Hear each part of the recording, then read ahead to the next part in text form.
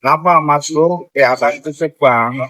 Ini Mas Bro, dapat surat cinta nih dari pajak. Suruh ngisi laporan pajak karena udah beberapa tahun nggak ngisi-ngisi. Lu tahu caranya Bro? Ya sama, saya juga belum pernah laporan, kan harus bikin itu, daftar Kevin dulu. Saya juga mau cek saldo DPA juga masih bingung. Ternyata susah juga ya Bro. Semuanya harus online. Gimana caranya Bro? Siapa yang tahu kira-kira ya Bro?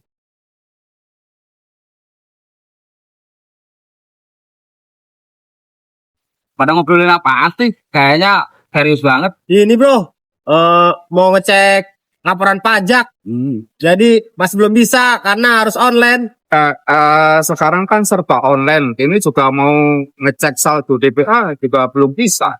Ente tahu caranya Bro? Cara ngisi pajak sama cek DPA kalau udah online.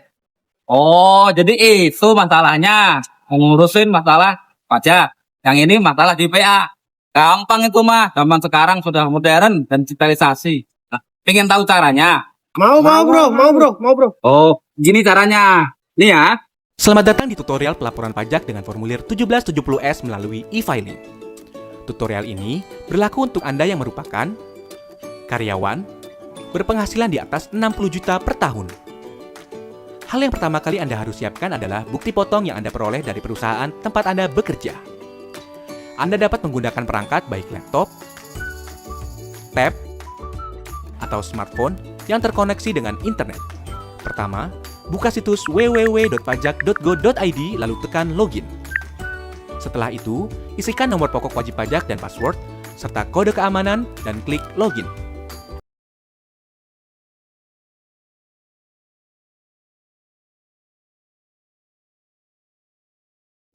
Anda akan diarahkan ke dashboard layanan digital perpajakan. Klik pada tab Lapor, klik pada ikon e-filing, kemudian klik Buat SPT. Anda akan diberikan beberapa pertanyaan terkait dengan status Anda. Anda dapat mengisi melalui formulir, panduan, atau upload SPT. Pada tutorial ini, kita akan menjelaskan pengisian SPT 1770S menggunakan formulir. Maka, pilih opsi dengan bentuk formulir. Tekan tombol SPT 1770S dengan formulir. Tahapan pertama dalam pengisian SPT adalah isi data formulir. Isi tahun pajak, isi status SPT normal. Pembetulan hanya dipilih jika Anda menemukan kesalahan pada SPT tahunan yang sudah Anda laporkan sebelumnya. Lalu klik langkah selanjutnya. Sistem akan mendeteksi secara otomatis apabila ada data pembayaran pajak dari pihak ketiga. Gunakan data pembayaran tersebut untuk pengisian SPT dengan tekan Iya. Bila tidak, Anda dapat menggunakan formulir bukti potong sebagai acuan pengisian SPT. Pada lampiran 2, pada bagian A, isikan data penghasilan final. Pastikan data penghasilan final yang terekam telah sesuai dengan bukti potong yang Anda terima. Jika ada bukti potong yang belum terinput, klik tambah. Pilih sumber penghasilan, isikan nilai penghasilan bruto dan PPh terutang. Anda juga dapat mengubah atau menghapus data yang Anda rekam bila terjadi kesalahan. Pada bagian B, isikan daftar harta yang Anda miliki pada akhir tahun. Data harta yang telah Anda input pada tahun sebelumnya dapat Anda tampilkan kembali melalui menu Harta pada SPT tahun lalu dan lakukan penyesuaian. Jika Anda ingin menambahkan data harta lainnya, klik Tambah. Pilih kode harta sesuai dengan jenis harta, isikan keterangan nama harta dan tahun perolehan. Pada kolom harga perolehan, cantumkan nilai pada saat Anda memperoleh harta. Ingat, saat memperoleh harta. Isikan deskripsi lebih lanjut pada kolom keterangan. Pada bagian C, isikan daftar utang pada akhir tahun. Data utang yang telah Anda input pada tahun sebelumnya dapat Anda tampilkan kembali melalui menu utang pada SPT tahun lalu dan lakukan penyesuaian. Jika Anda ingin menambahkan data utang lainnya, klik Tambah. Pilih kode utang sesuai dengan jenis utang, nama pemberi pinjaman, alamat pemberi pinjaman, tahun pinjaman, dan jumlah utang yang tersisa pada akhir tahun. Klik Lanjut. Pada bagian D, isikan daftar susunan anggota keluarga sesuai dengan kondisi pada awal tahun pajak SPT yang Anda laporkan. Klik langkah berikutnya. Pada lampiran 1, bagian A, isikan penghasilan bersih yang diperoleh dari dalam negeri yang bukan final antara lain bunga, royalti, sewa, penghargaan dan hadiah, keuntungan dari penjualan atau pengalihan harta, penghasilan lainnya. Pada bagian B, isikan penghasilan yang tidak termasuk objek pajak sesuai dengan pasal 4 ayat 3 Undang-Undang Pajak Penghasilan. Pada bagian C, isikan daftar pemotongan atau pemungutan pajak dari bukti potong yang telah Anda terima. Isikan jenis pajak, NPWP pemotong pajak yang valid, nomor bukti pemotongan atau pemungutan, tanggal bukti pemotongan atau pemungutan, dan jumlah PPh yang dipotong atau dipungut. Klik langkah berikutnya. Pada induk SPT, isikan data identitas berupa status perkawinan, status kewajiban pajak suami atau istri, dan NPWP suami atau istri jika diperlukan.